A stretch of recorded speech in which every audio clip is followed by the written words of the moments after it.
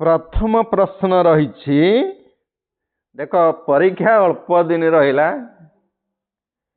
है कि शुणीदेले भी किसी प्रश्नर उत्तर मन रही। कांत एक नंबर प्रश्न रहिला कांत कवि किए अटंती। अच्छा आमे जतले प्रश्नटी आरंभ कले कांत कवि लक्ष्मीकांत महापात्र तेणु ये प्रश्नर उत्तर कहार भूल हम ना। ताने ऑप्शन किए ठीक ऑप्शन घ ठीक। प्रश्न 2 की बा कांत कवि नाम लक्ष्मीकांत रखागला कहीं। आम ओडियार संस्कृति परंपरा अति प्राचीन तेणु बहुत लोक जे कि शंकरा डका जाए तार अर्थ हूँ प्रकृत में खराब लोक नुहति से संक्रांति रे जन्म। लक्ष्मीकांत महापात्र जेहेतु तांको नाटा अच्छी तेणु लक्ष्मी को बार हूँ गुरुवार तेणु ग ठीक। माणबसा गुरुवार ग ठीक। 3 नंबर जीवा कांत कवि जन्मभूमि केउंठी थिला। अच्छा कांत कवि जन्मभूमि से तो कटक पिला थिले मुलठू जानते भद्रक नुहे बालेश्वर नुहे जाजपुर नुहे कटक। प्रश्न 4 अच्छी लक्ष्मीकांत पैतृक ग्रामर नाम कौन थिला। अच्छा लक्ष्मीकांत पैतृक ग्रामर नाम जे कि पदा गाँव नाँ कि पदा जोग होता। अच्छा पदा जोग हेले हुए तो तालपदा हो पार बारीपदा हो पार। अच्छा बारीपदा तो कटक नुहे। अच्छा कालीपदा तो आम तार लोकेशन कौटी जानते न जानते किंतु कालीपदा नुह हाटपदा भी नुह तेणु से कौन ना 1 नंबर 4 नंबर क तालपदा मन रहा गाँ ना जे कि तालपदा ये जो ताल गछ अच्छी गोटे फल अनुजाई तालपदा। हाँ सरी 5 नंबर कांत कवि पिता नाम कौन थिला। आमे जतले देखिबा कांत कवि पिता ना गोटे बड़ नाटे थिला। अच्छा ये सबू तो बड़ ना केमिति आमे जानिबा कौ नाटा ठीक कौ नाटा भूल। से कहूची चौधुरी सोमप्रसाद महापात्र कांत कवि लक्ष्मीकांत महापात्र महापात्र टाइटल सबुठी अच्छी प्रसाद प्रसाद प्रसाद सबुठी अच्छी ताले ये आम जानले निश्चय तांको नाँ रे कि प्रसाद लगी महापात्र निश्चय लगी। अच्छा देखिबा सोमनाथ कि रघुनाथ कि भागवत कि श्रीकांत। अच्छा तांको नाँ गोटे प्रसिद्ध जे कि ओडिया ग्रंथ ना अनुजाई होइछि ताले भागवत प्रसिद्ध ओडिया ग्रंथ गाँ ना गोटे फल अनुजाई ताल नड़िया तालपदा ताले भागवत प्रसाद महापात्र। ताले ऑप्शन किए ठीक ऑप्शन ग ठीक। 6 नंबर कांत कवि माता नाम कौन थिला। आमे देखिबा तांका माता नाँ रे किंतु मणि लगी थिला।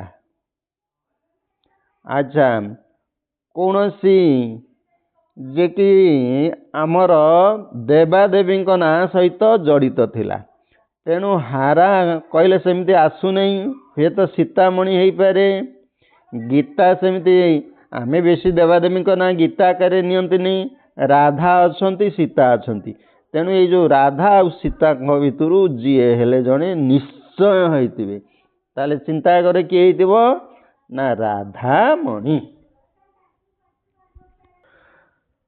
7 नंबर ଲକ୍ଷ୍ମୀକାନ୍ତଙ୍କ ପିତା ପ୍ରଥମେ ଓକିଲାତି କାର୍ଯ୍ୟ କେଉଁଠାରେ ଆରମ୍ଭ କରିଥିଲେ? ଆଚ୍ଛା, ବର୍ତ୍ତମାନ ତାଙ୍କର ଯେ କି ଜନ୍ମସ୍ଥାନ ଥିଲା କଟକ। ଆଚ୍ଛା, କିନ୍ତୁ ଯେତେବେଳେ ସେ ଓକିଲାତି କଲେ, ଓକିଲାତିଟା ଅଲଗା ଜାଗାରେ କରୁଥିଲେ। ଆଚ୍ଛା, ଓକିଲାତି କେଉଁଠି କରୁଥିଲେ? ନା ଓକିଲାତି କରୁଥିଲେ ବାଲେଶ୍ୱର। ତାହେଲେ ତୁମେ ଜାଣିଲ ଓକିଲାତି ଜାଗାଟା କଟକ କରିବନି, ଜନ୍ମସ୍ଥାନଟା ଭଦ୍ରକ ନୁହେଁ, ବାରିପଦା ନୁହେଁ, ତେଣୁ ବାଲେଶ୍ୱର। 8 ନମ୍ବର, ଛାତ୍ରାବସ୍ଥାରେ ଲକ୍ଷ୍ମୀକାନ୍ତ କାହା ତତ୍ତ୍ୱାବଧାନରେ ପାଠ ପଢ଼ିଲେ? ଆଚ୍ଛା, କାଳୀଚରଣ, ରାଧାରମଣ, ରଘୁଚରଣ, ଉମାଚରଣ। ଆମେ ଜାଣିଛନ୍ତି ଲକ୍ଷ୍ମୀକାନ୍ତ ମହାପାତ୍ର 8 ନମ୍ବର ଘ ଉମାଚରଣଙ୍କ ତତ୍ତ୍ୱାବଧାନରେ ପାଠପଢ଼ା ଆରମ୍ଭ କଲେ। ଲକ୍ଷ୍ମୀକାନ୍ତ କେଉଁ ସ୍କୁଲରୁ ଏଣ୍ଟ୍ରାନ୍ସ ପାସ୍ କଲେ? ଆଚ୍ଛା, ତାଙ୍କ ବାପାଙ୍କର ଆଇନ ବ୍ୟବସାୟ ସହିତ ତାଙ୍କ ପାଠପଢ଼ାର ସମ୍ପର୍କ ନିଶ୍ଚୟ ଥିବ, କାରଣ ବାପା ଯେଉଁଠି ଥିଲେ ଛୁଆ ପିଲା ବି ସେଇଠି ଥିଲେ। ତାହେଲେ ତମେ ଏ ପ୍ରଶ୍ନକୁ ନିଜ ବୁଦ୍ଧି ଖର୍ଚ୍ଚ କରିକି ବାଲେଶ୍ୱର ଜିଲ୍ଲା ହାଇସ୍କୁଲ କରିପାରିବ ସିଧାସଳଖ ହେଲା।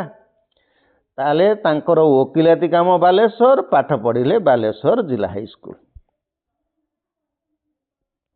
ଲକ୍ଷ୍ମୀକାନ୍ତ କେଉଁ ମହାବିଦ୍ୟାଳୟରୁ IAS ପାସ୍ କରିଥିଲେ? ଆଚ୍ଛା, ଏବେ ଆମେ ଦେଖିବା ମହାବିଦ୍ୟାଳୟ ବେଳକୁ ସେ କୁଆଡ଼କୁ ଆସିଲେ। ସେତେବେଳେ ଗୋଟେ ପ୍ରସିଦ୍ଧ ମହାବିଦ୍ୟାଳୟ ଥିଲେ ଏବଂ ଏ ମହାବିଦ୍ୟାଳୟଟି ପିଲାମାନେ ସବୁ ବି ଜାଣିଛ, ତେଣୁ ଏଟା ହେଉଛି ତମର ରେଭେନ୍ସା ହେଲା। 11 ନମ୍ବର, କାନ୍ତକବି IA ପାସ୍ ପରେ BA ପଢ଼ିବାକୁ କେଉଁଠାରେ ପ୍ରଥମେ ନାମ ଲେଖାଇଲେ? ସେ କେଉଁଠି ନାମ ଲେଖାଇଲେ? ନା ପ୍ରେସିଡେନ୍ସି କଲେଜ। ଅପସନ୍ କ ଠିକ୍। ଏଗୁଡ଼ାକ ନୁହେଁ, ଏଗୁଡ଼ାକ ନୁହେଁ, ଏଗୁଡ଼ାକ ନୁହେଁ। BA ବେଳକୁ ସେ ପ୍ରେସିଡେନ୍ସି କଲେଜ ପଳେଇଲେ। ନମ୍ବର, କଲେଜରେ ପାଠ ପଢ଼ା ବେଳେ ସେ କ୍ରୀଡ଼ା ସହିତ କେଉଁ ବାଦ୍ୟ ବନାଇ ସଙ୍ଗୀତ ପରିବେଷଣରେ ଅଧିକ ସମୟ ବ୍ୟୟ କରୁଥିଲେ? ସେ ଜଣେ ସଙ୍ଗୀତ ପ୍ରେମୀ ଥିଲେ ଏବଂ ସଙ୍ଗୀତ ପାଇଁ ଅଧିକ ସମୟ ଦେଉଥିଲେ, ତେଣୁ ସେ କେଉଁ ବାଦ୍ୟଯନ୍ତ୍ର ବଜାଉଥିଲେ? ଆଚ୍ଛା, ଏ ବାଦ୍ୟଯନ୍ତ୍ରଟା ନା ତମର ଆରାମରେ ମନେ ରହିବ। ମୁଁ କହିଦେଲି ଗାଁ ନା ଫଳ ତାଳପଦା, ମା ନାଁ ଜଣେ ଦେବୀଙ୍କ ନାଁ ରାଧା। ଆଚ୍ଛା, ବାଦ୍ୟଯନ୍ତ୍ର ହେଲା ରାଧା ଗୋପୀ, ତେଣୁ ବାଦ୍ୟଯନ୍ତ୍ର ନାଁ ହେଲା ଗୋପୀ ଯନ୍ତ୍ର। ତେଣୁ ମନେ ରହିବ ନା ନାହିଁ, ମା ନାଁ ରାଧା, ଆଉ ଗୋପପୁରର ଅନ୍ୟମାନେ ସବୁ ଗୋପୀ ଥିଲେ, ଗୋପୀ ଯନ୍ତ୍ର। ରେଭେନ୍ସା ମହାବିଦ୍ୟାଳୟରେ ଅଧ୍ୟୟନ କରିବା କାଳରେ ସେ କେଉଁ ନାଟକରେ ଅଭିନୟ କରି ଦର୍ଶକମାନଙ୍କୁ ମୁଗ୍ଧ କରିଥିଲେ? ସେ ଯେତେବେଳେ ରେଭେନ୍ସାରେ ପଢ଼ୁଥିଲେ ସେତେବେଳେ ଗୋଟେ ନାଟକ ମଞ୍ଚସ୍ଥ କରାଯାଇଥିଲା, ସେଇଟା ହେଉଛି ଆମର ଅତି ପ୍ରିୟ ନାଟକ ଓଡ଼ିଆ ଭାଷା ଲୋକଙ୍କର କାଞ୍ଚି କାବେରୀ। 13 ନମ୍ବର ଘ ଠିକ୍। 14 ନମ୍ବର, ସେତେବେଳେ ମୁକୁର ପତ୍ରିକାର ସମ୍ପାଦକ କିଏ ଥିଲେ? ଆଚ୍ଛା, ମୁକୁର ପତ୍ରିକାର ସମ୍ପାଦକ ବ୍ରଜସୁନ୍ଦର ଦାସ। ଆଚ୍ଛା, ପତ୍ରିକା ହେଲା କ'ଣ? ମୁକୁର। ଆଚ୍ଛା, ମୁକୁର ପତ୍ରିକାର ସମ୍ପାଦକ କିଏ? ଦେଖ କେମିତି ତମର ମନେ ରହିବ ମୁଁ କହିଦେଉଛି। ଆଚ୍ଛା, ମୁଟା ଆରମ୍ଭ ହେଇଛି ପ, ଫ, ବ, ଭ, ମ।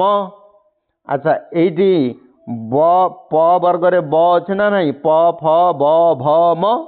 ବ ଅଛି ନା ନାହିଁ? ତାହେଲେ ଲେଖକ ହେଲେ ବ୍ରଜସୁନ୍ଦର, ପତ୍ରିକା ହେଲା ମୁକୁର। ତାହେଲେ ପ, ଫ, ଫ ବ ଭ ମ ମୁକୁର ପତ୍ରିକା ବ୍ରଜସୁନ୍ଦର। ତାହେଲେ ସେଇ ଗୋଟିଏ ବର୍ଗରେ ତମର ହେଇଗଲା। ମନେ ରହିବ, କେମିତି ମନେ ରହିବ ମୁଁ ସେ ବାଟ କହିଦେଉଛି। ଏବେ ଆସ ଯିବା 15 ନମ୍ବରକୁ। ବାଗ୍ମୀ ବିଶ୍ୱନାଥ କର କେଉଁ ପତ୍ରିକାର ସମ୍ପାଦକ ଥିଲେ? ତମେ ବଢ଼ିଆ ଏଇଠି ଅନେକ ଗୁଡ଼ିଏ ଜିକେ ୟାଙ୍କ ବିଷୟରୁ ତୁମେ ମନେ ରଖିପାରିବ ଯେ କି ବାଗ୍ମୀ ବିଶ୍ୱନାଥ କର ପତ୍ରିକା ତ ହେବ ନାହିଁ, ତାହେଲେ ବାଗ୍ମୀ ବିଶ୍ୱନାଥ କର ଉତ୍କଳ ସାହିତ୍ୟ। ନମ୍ବରକୁ ଆସ, ଟିକେ ଶୀଘ୍ର ଶୀଘ୍ର ଯିବା, କଭର କରିବା। 16 ନମ୍ବର ଦେଖ, ଏଣ୍ଟ୍ରାନ୍ସ ପଢ଼ୁଥିଲା ବେଳେ କବିତା ଲେଖା ପାଇଁ ରେଭେନ୍ସା ଛାତ୍ରସ୍ଥାନରେ କାହାର ଶ୍ରଦ୍ଧାଭାଜନ ହୋଇଥିଲେ? ସେ କହୁଥିଲେ ଯେତେବେଳେ ରେଭେନ୍ସା ପଢ଼ୁଥିଲେ ସେତେବେଳେ ତାଙ୍କର ଏ କରୁଣାକର ଦାସ ନୁହେଁ, ବିଶ୍ୱନାଥ କର ନୁହେଁ, ବ୍ରଜସୁନ୍ଦର ଦାସ ନୁହେଁ, ସେ ଦାସ ହେଉଛନ୍ତି ଗୋପବନ୍ଧୁ ଦାସ। ନମ୍ବର 17, ଆଇଏ ପଢ଼ୁଥିଲା ବେଳେ କେଉଁ କବିତା ରଚନା ପାଇଁ ସେ କାହାର ପ୍ରଶଂସା ଭାଜନ ହୋଇଥିଲେ? 17 ନମ୍ବର ସେ ହେଉଛି ଫକୀରମୋହନ ସେନାପତି। 18 ନମ୍ବର କେଉଁ ବ୍ୟକ୍ତିଙ୍କର ସେବା ସଂସ୍ଥା ଦ୍ୱାରା କାନ୍ତକବି ଦୀନ ଦୁଃଖୀଙ୍କ ସେବା କରିବାରେ ପ୍ରେରଣା ପାଇଥିଲେ? 18 ନମ୍ବର ଦେଖ, ସୁରେଶ ଚନ୍ଦ୍ର ସରକାର, ଦିବ୍ୟଚନ୍ଦ୍ର ସରକାର, ସବୁ ଟାଇଟିଲ ଗୁଡ଼ାକ ସମାନ ରଖିଛି, ହେମଚନ୍ଦ୍ର ସରକାର, ପ୍ରେମଚନ୍ଦ୍ର ସରକାର। ଆଚ୍ଛା, ବର୍ତ୍ତମାନ ଦେଖ ତମର ହେମଚନ୍ଦ୍ର ସରକାରଙ୍କ ପ୍ରେରଣା ସେ ପାଇଥିଲେ। ତାହେଲେ ଅପସନ୍ କିଏ ଠିକ୍ ହେଲା? ଅପସନ୍ ଗ ଠିକ୍। 19, ଲକ୍ଷ୍ମୀକାନ୍ତ କେଉଁ କବି ଭାବରେ ଓଡ଼ିଆ ସାହିତ୍ୟରେ ପରିଚିତ? କବିବର ରାଧାନାଥ, ପଲ୍ଲୀକବି ନନ୍ଦକିଶୋର ବଳ, ଆଚ୍ଛା କାନ୍ତ କବି, ରମ୍ୟ କବି। ଆମେ ତ ପ୍ରଥମରୁ ବିଷୟଟି ସେୟା ପଢ଼ିକି ଆଇଲେଣି, ତେଣୁ ସେ କାନ୍ତ କବି, ଏ ପ୍ରଶ୍ନ ସମସ୍ତଙ୍କୁ ଆସିବ। 19 ନମ୍ବର, କାନ୍ତ କବି କେଉଁ ସ୍ଥାନରେ ଏଭଳି ସ୍ୱତନ୍ତ୍ର ସୁନାମଧନ୍ୟ ଉପାଧି ପାଇଥିଲେ? ତାଙ୍କୁ କାନ୍ତ କବି ଉପାଧି କେଉଁ ସ୍ଥାନରେ କି ଦିଆହେଇଥିଲା? ସେ କହୁଛି କାନ୍ତ କବି ଉପାଧି ତାଙ୍କୁ ଭଦ୍ରକ ହାଇସ୍କୁଲରେ ଡାକିକି ଦିଆହେଇଥିଲା। ଲକ୍ଷ୍ମୀକାନ୍ତ ମହାପାତ୍ରଙ୍କୁ କେବେ କାନ୍ତ କବି ସମ୍ମାନ ଦିଆହେଇଥିଲା? ଏବେ ପଚାରିଦେଲା କେଉଁ ମସିହାରେ ଦିଆହେଇଥିଲା। ଆଚ୍ଛା, କାନ୍ତ କବି ଲକ୍ଷ୍ମୀକାନ୍ତ ମହାପାତ୍ରଙ୍କୁ 1900 କାନ୍ତ କବି ଉପାଧି ଦିଆହେଲା। ତାହେଲେ 20 ନମ୍ବର ଅପସନ୍ ଖ ଠିକ୍। କାନ୍ତ କବି କାହାଠାରୁ ଦୀକ୍ଷା ଗ୍ରହଣ କରିଥିଲେ? କାନ୍ତ କବି କୁଳଗୁରୁ ବାବାଜୀ ରାମଦାସ ଠାରୁ ଦୀକ୍ଷା ଗ୍ରହଣ କରିଥିଲେ। 22, କାନ୍ତ କବିଙ୍କ ପରିବାରର କୁଳ ଦେବତା କିଏ ଥିଲେ? ସେ କହୁଛନ୍ତି ଜଗନ୍ନାଥ, ଗୋପୀନାଥ, ମହାଦେବ, କେଉଁଠି ଠିକ୍ ନୁହଁ। ତାହେଲେ କାନ୍ତ କବିଙ୍କ ପରିବାରର କୁଳ ଦେବତା ଯେ କି ଗୋପୀନାଥ ଥିଲେ। ହେଲା, ସେ ଗୋପୀ ବାଦ୍ୟଯନ୍ତ୍ର ବଜାଉଥିଲେ, ମା ରାଧା ଦେବୀ ଥିଲେ, ତେଣୁ ତାଙ୍କର ଗୋପୀନାଥ ତାଙ୍କର କୁଳ ଦେବତା ଥିଲେ। 23, 1912 ମସିହାରେ କବିଙ୍କ ରଚିତ କେଉଁ କବିତା ଉତ୍କଳ ସମ୍ମିଳନୀରେ ଗାନ କରାଯାଇ ପ୍ରସିଦ୍ଧ ଲାଭ କରିଥିଲା? ଏଇଟା ଅତି ଇମ୍ପୋର୍ଟାଣ୍ଟ କ୍ୱେଶ୍ଚିନ୍ଟେ। ତାହେଲେ କେଉଁ କବିତା? ସମସ୍ତେ ଜାଣିଛ, ବନ୍ଦେ ଉତ୍କଳ ଜନନୀ। କିନ୍ତୁ ମନେ ରଖିବ ଏଇଟା 1912 ମସିହାରେ ରଚିତ।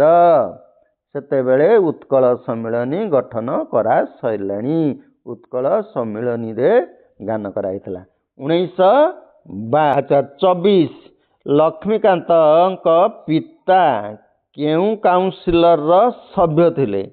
ଲକ୍ଷ୍ମୀକାନ୍ତଙ୍କ ପିତା ସେତେବେଳେ ଆମ ଓଡ଼ିଶାଟା ଯେ କି ବିହାର ଓଡ଼ିଶା ପ୍ରୋଭିନ୍ସରେ ଥିଲା, ତେଣୁ ବିହାର ଓଡ଼ିଶା ତମେ ଲେଖିବ। ବିହାର ଓଡ଼ିଶା ହେନେ ଗ ଠିକ୍।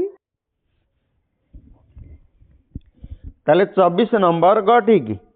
25 नंबर गोपीनाथ संगीत समाज तमे देख से केते बड़े निर्दिष्ट जिनिस ऊपर रिपीटेशन आसुची। माँ बापा भागवत आंक निज ना है लक्ष्मी माँ हेले राधा कि जानिब जे कि द्वापर जुगर कृष्ण धर्मावलंबी अर्थात कृष्ण को ऊपर भक्ति भाव बेसी थिला। 25 नंबर गोपीनाथ संगीत समाज केउ कार्य लगी उद्दिष्ट थिला। से कौच रासलीला करिवो नाटक अभिनय करिवो संकीर्तन करिवो पाला परिवेषण करिवो। अच्छा जो गोपीनाथ संगीत समाज केउ कार्य पई उद्दिष्ट आमे जानले से कांची कावेरी नाटक रे अभिनय करथिले ताले नाटक अभिनय पई ऑप्शन ग ना ख।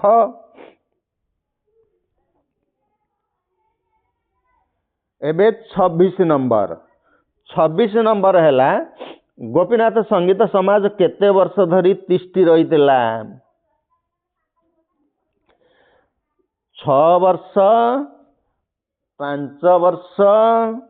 अच्छा गोपीनाथ संगीत समाज 5 वर्ष पई तिष्टि रही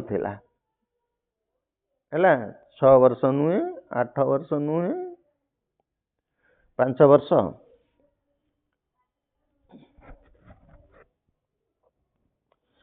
एबे जीवा 27 नंबर 27 नंबर कहला 1929 मसीह गोपीनाथ संगीत समाज भांगी जीवा परे कौन स्थापन करागला।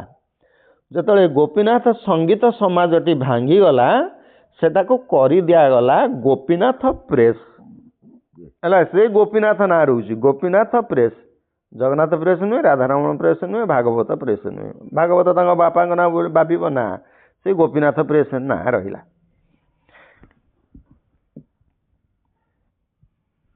एबे 28 नंबर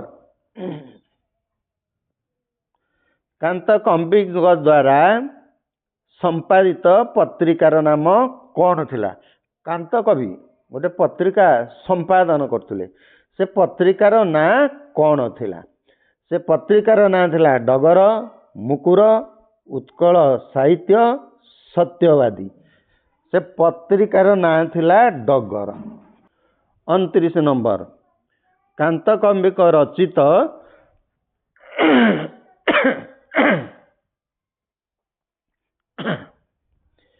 कांत कविक रचित चटक चंद्रहास चटक चंद्रहास चंपू केउ कविंक रचनार एक व्यंगात्मक अनुकरण।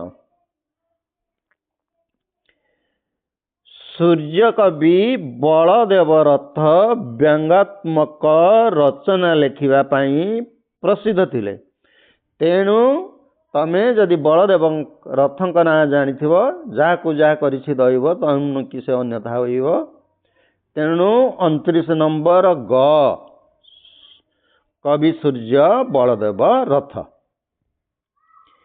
एबे जिबा 30 नंबर 30 नंबर कांत कविंकर केउ लालिका कला माणिकरे छंदरे अनुकरण रूप अटे। ताले कांत कविंकर कला माणिक। अच्छा सी लिखिले कौन कांत कवि लिखिले धड़ा माणिक।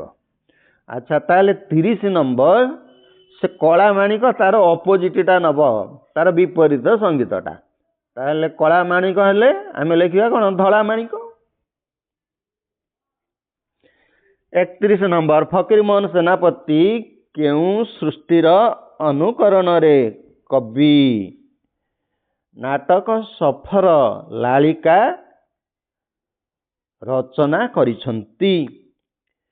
अच्छा 31 नंबर सहर भ्रमण उत्कल भ्रमण देश भ्रमण राज्य भ्रमण ताले अटे ताले उत्कल भ्रमण ऑप्शन ग ठीक। 31 नंबर फकीर मोहन सेनापति केउ सृष्टिर अनुकरण रे कवि। नाटकटा काटी दियो, नाटक काटी देकी एइठी करि दियो कटक।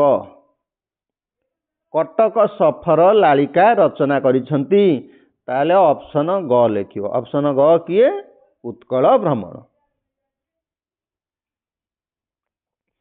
32 नंबर निम्नोक्त मध्यरु कविंकर केउंटी प्रहसन रचना नुहे? हनुमंतर वस्त्रहरण, डिंब ओ कृषि सभा, कटक सफर। ताले अतएव आमर एठी ऑप्शन नंबर घ।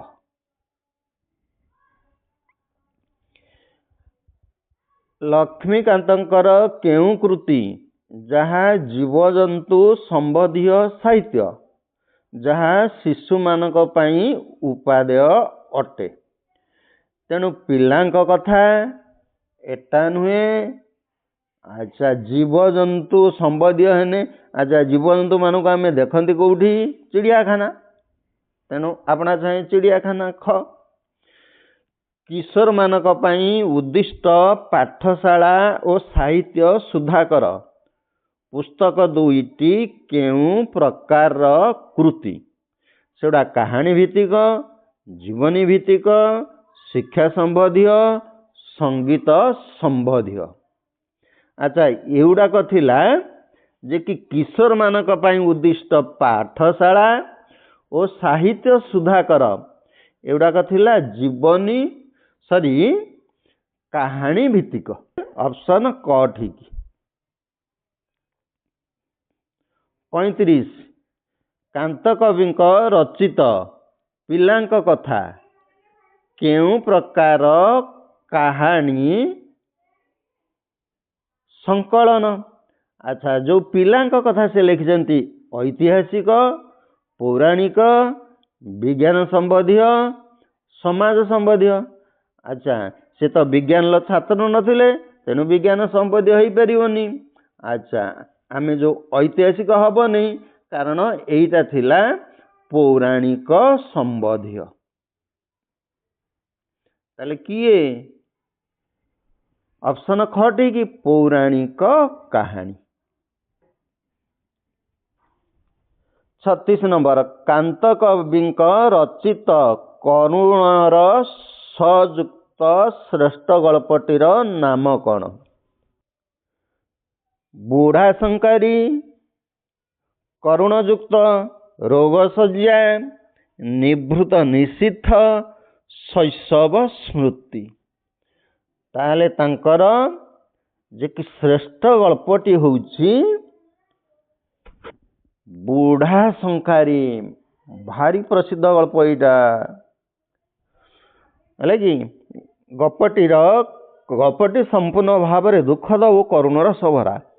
37 कविंक रचित हास्य व्यंग और विद्रूपधर्मी गद्य रचनार नाम कौन?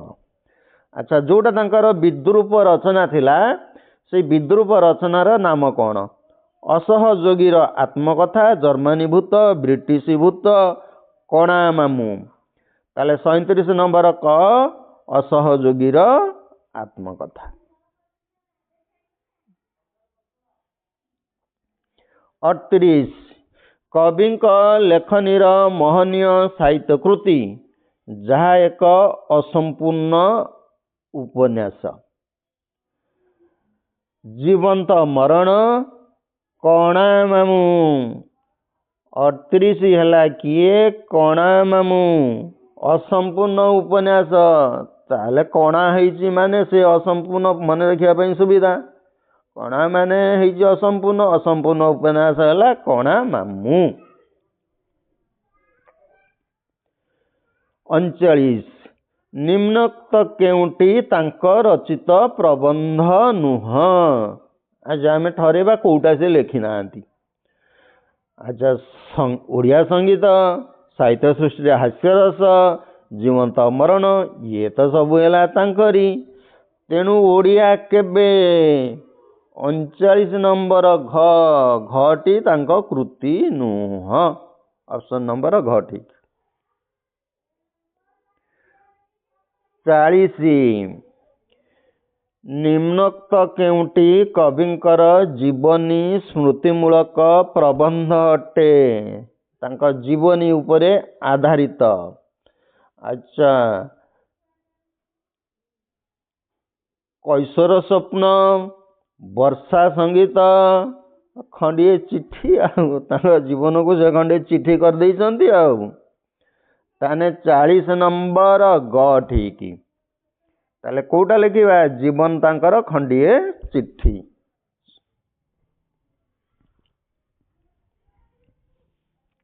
41 ନିମ୍ନୋକ୍ତ କେଉଁ ରଚନାଟି କାନ୍ତ କବିଙ୍କ ହାସ୍ୟ ଉଦ୍ଦୀପକ କବିତା ନୁହେଁ?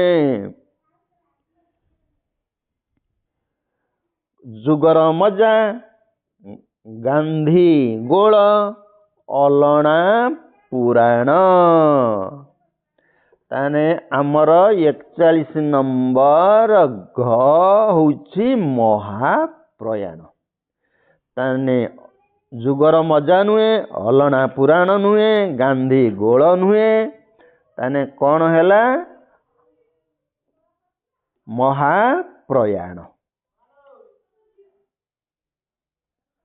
41 ନମ୍ବର ଘ ଠିକ୍। 42 ନମ୍ବର କାନ୍ତ କବି କେଉଁ ରଚନାଟି କବିବର ରାଧାନାଥ ରାୟଙ୍କ ଚିଲିକା ରୀତିରେ ଲେଖିଥିଲେ? ଚିଲିକା ଭଳିଆ ଗୋଟେ କବିତା କାନ୍ତ କବି ଲେଖିଛନ୍ତି। ସେଇଟା କେଉଁ କବିତା? କବିତା ହଉଛି ବୈତରଣୀ। 42 ନମ୍ବର କ ଠିକ୍। କାଠଯୋଡ଼ି ନୁହେଁ, ବ୍ରାହ୍ମଣୀ ନୁହେଁ, ମହାନଦୀ ନୁହେଁ, ବୈତରଣୀ। ଯେହେତୁ ବାଲେଶ୍ୱରରେ ସେ ବହୁ ସମୟ ରହିଗଲେ, ତେଣୁ ବୈତରଣୀ ସହିତ ତାଙ୍କର ଏକ୍ସପିରିଏନ୍ସ ଅଧିକ। ବୈତରଣୀ।